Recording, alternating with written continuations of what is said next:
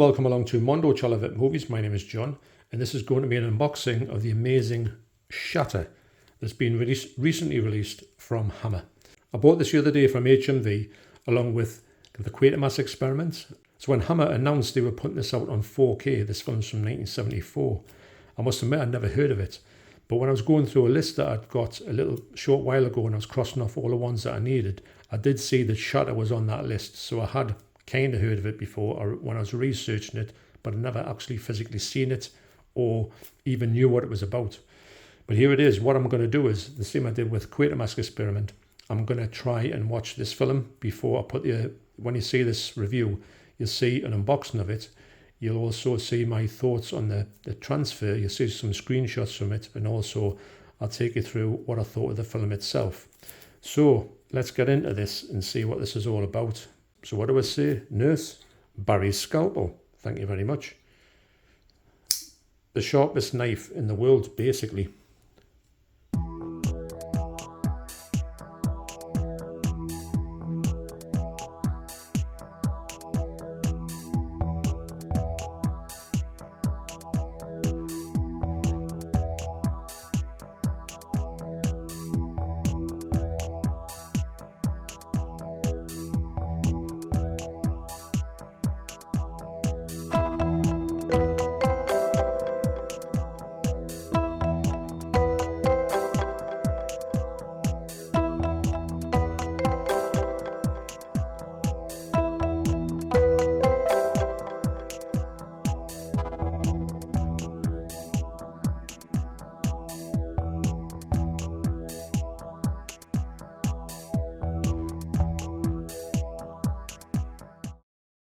Well worth the money, although I think at £60 a Quatermass Experiment, I think that's about the level there should be. I know they're putting a lot of stuff into this and they do look amazing, but still I think there's got to be a cut-off point personally. So this is, we'll see what's in this one. Obviously lovely hard box there. That's a great thing. I've said this 1,000 times before. When you see big letters on a spine, there isn't any better than that. Brilliant. Doesn't have any. It does have it in here in this this J card, which only comes to there. So when you take it off, you take the shrink wrap off, the slip card, the J card, which is quite small, it just falls off. So it's up to you if you want to keep the shrink wrap on for the moment before you get yourself a protector. Right. So first up is the book, the Shatter dossier. If you're looking for trouble, you're staring in the right face. Who do you think they got that one off?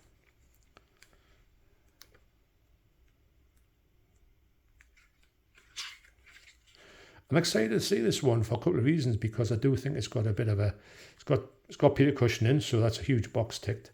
I think it's, with it being 1974, it's one of the latter day, oh, that Clint, one of the latter day Hammer films. I think that stopped releasing Hammer horror ones in 1976, the first time around.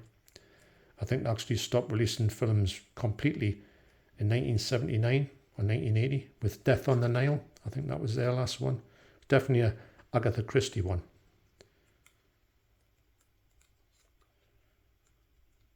These books are, they are incredible. I'm not just saying that. They are one of the nicest ones out there. Look at that. Nice thick spine. A lot of pages. Don't know how many pages there is. 117.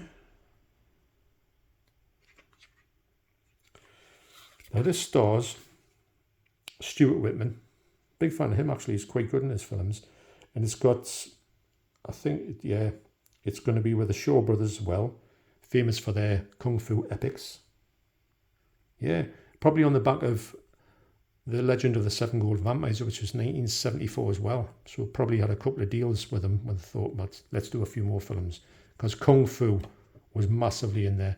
I'm interested to see who their like Chinese martial arts leads is in here. Yeah, very intriguing if you like that sort of thing. Next up is the poster. Double-sided poster. There's a French poster. This type of film was all the rage in the early 70s, Dirty Harry, etc. Oh, there's a German one there. And last up is the pack housing the discs. I would imagine this folds out again. So you get 3 discs in here. Now what I didn't do with the Quatermass one, when I first unboxed it, I'll take this out and you can see what stuff you've got on behind. I like this when I do that. There's disc 2. Disc 3. So first up in disc 1, you've got Shatter widescreen 166 and 185. This is the 4K. You've got all those things on the 4K. And there you've got the Blu-ray. So you've got 2 Blu-rays. You've got the widescreen 166 or you've got the widescreen 185 spread into 2 discs. Then you've got this absolutely amazing artwork on the back there. Yeah. Incredible.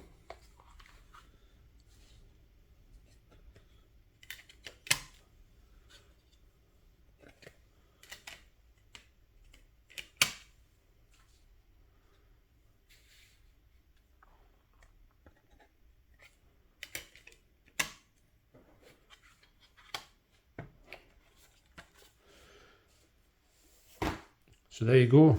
That is a look inside Shatter. I'll now be going and having a look at that, watching the film, coming back and telling them my thoughts on it.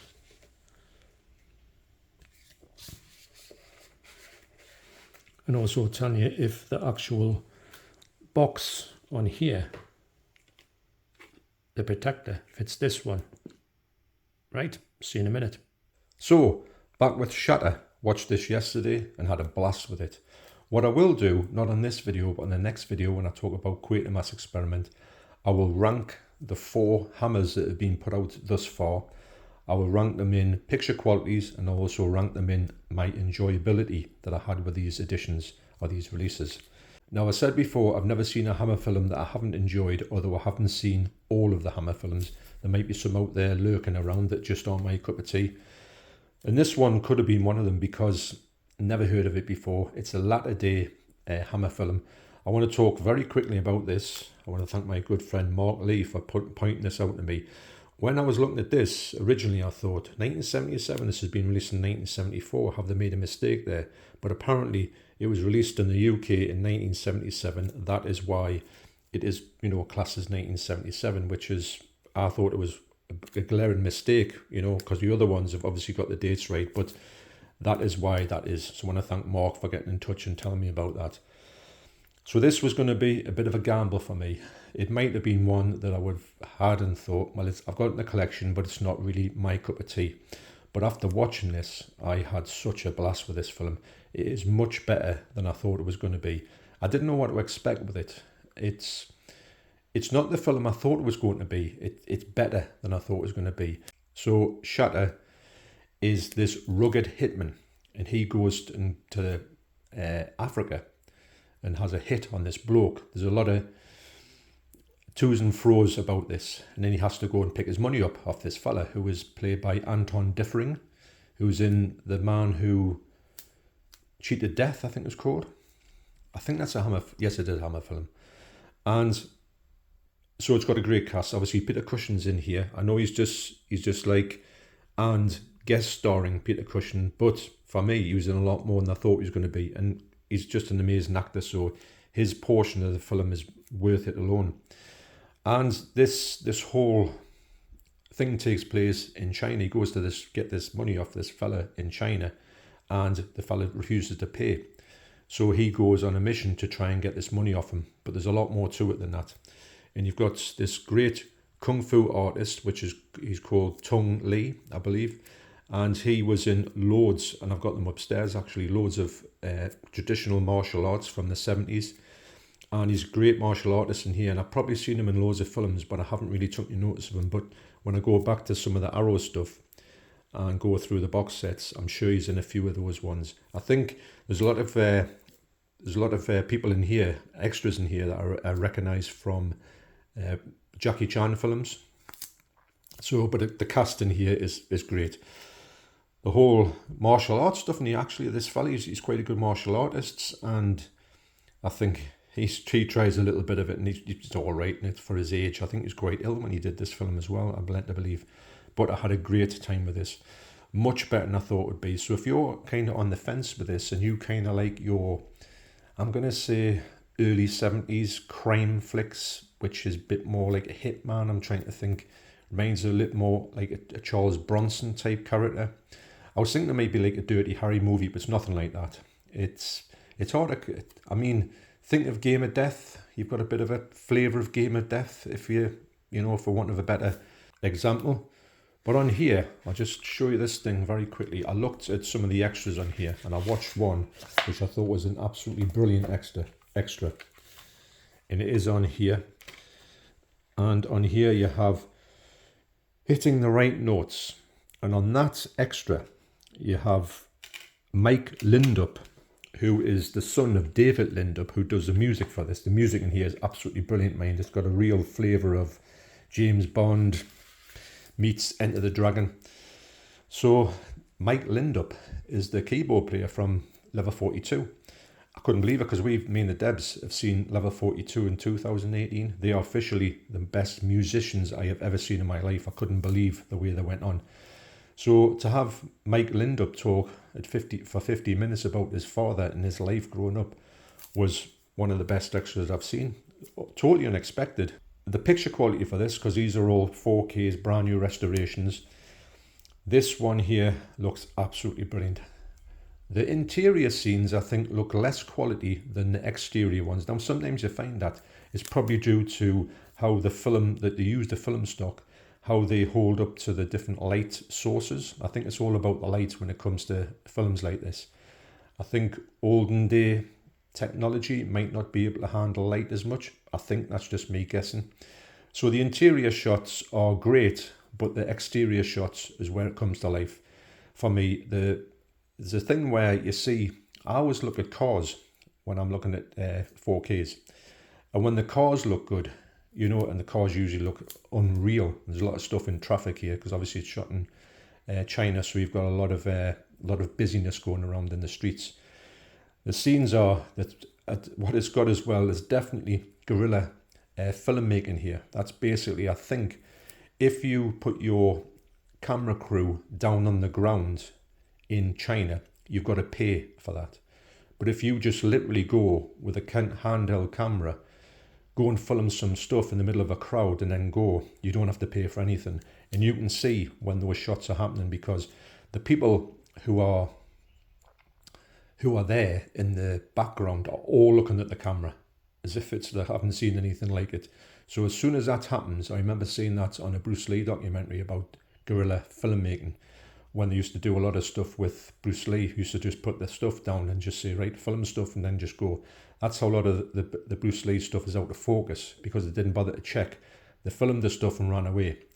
So this stuff isn't out of focus, but I always like to see when people are looking at the camera, you think, yep, guerrilla filmmaking. But I really enjoyed this film. Like I say, some of the scenes in here look absolutely brilliant. Peter Cushing is, of course, amazing in here. Although he's not in that much, but he has got a good part. His part is relevant. He's not just coming and saying hello, and that's the end of it. But this character here, Shatter, there was a woman said to him, I think it was this girl here, she said, what's your name? And he went, Shatter. And she goes, that's not a good name. He said, yeah, it's not. It's more like a way of life. And I was like, yeah, I like stuff like that. You know, just corny lines. But I'm a real big fan of this huge, you know, the name on the spine. The spine for me just stands out massively on the shelf. Now, to finish off, I did talk about the fact of this being this SCF 8, I think it is. No, SCF 4. This was going to be the one that was going to fit this one, but it just doesn't fit. I've tried it. It's definitely, I mean, I'm only talking millimeters here, and it's this way. It doesn't fit in. When you go to the box, it will not fit in that way. It's just, and we're talking a couple of millimeters here, unfortunately. So if you're thinking about, if you've got any of these, and this fits this perfectly. You couldn't have got a better fit for this one. Unfortunately, this one won't fit in.